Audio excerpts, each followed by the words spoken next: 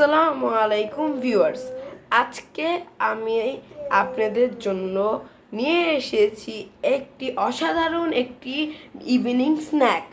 এই স্ন্যাকটা আপনারা যদি একবার ট্রাই করেন, আঙ্গুল চেটে ফুটে আঙ্গুল সহ খেয়ে ফেলবেন।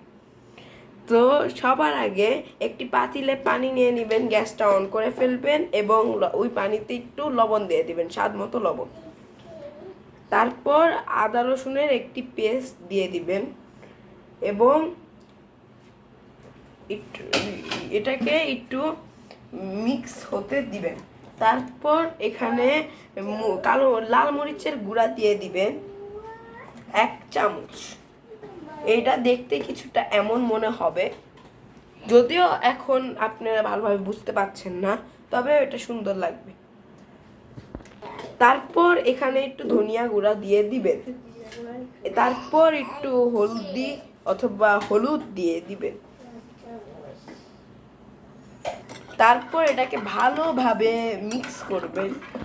পানিটা ভালোভাবে বয়েল হওয়া পর্যন্ত এটাকে মিক্স করবেন এবং পানিটা বয়েল হওয়ার টাইম দিবেন।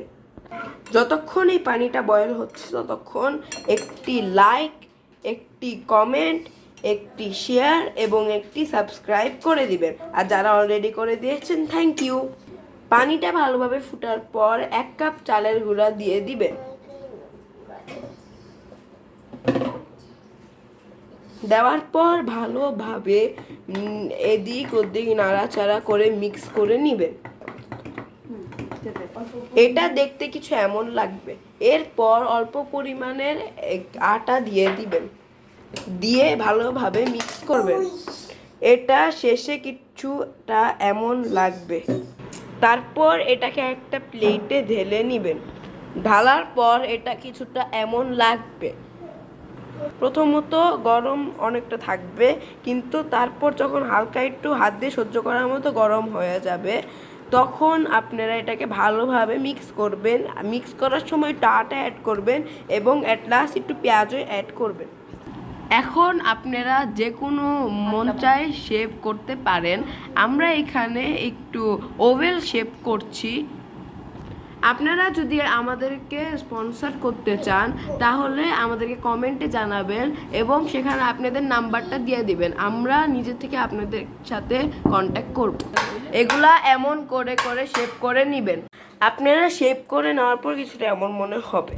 তারপর আপনারা একটি পাতিলে ডুবো তেল নিয়ে নেবেন। এটা ডুবো তেলে ভাজতে হবে, আবার গরম তেলটা যখন গরম হবে তখন ভাজা শুরু করতে হবে। আপনারা তেলে ছাড়ার পর অনেকটা এরকম দেখা যাবে। এটা লাল হওয়া পর্যন্ত মচমচা করে ভাজতে হবে। ভাজার পর একটি স্ট্যানার দিয়ে তুলে নিতে হবে।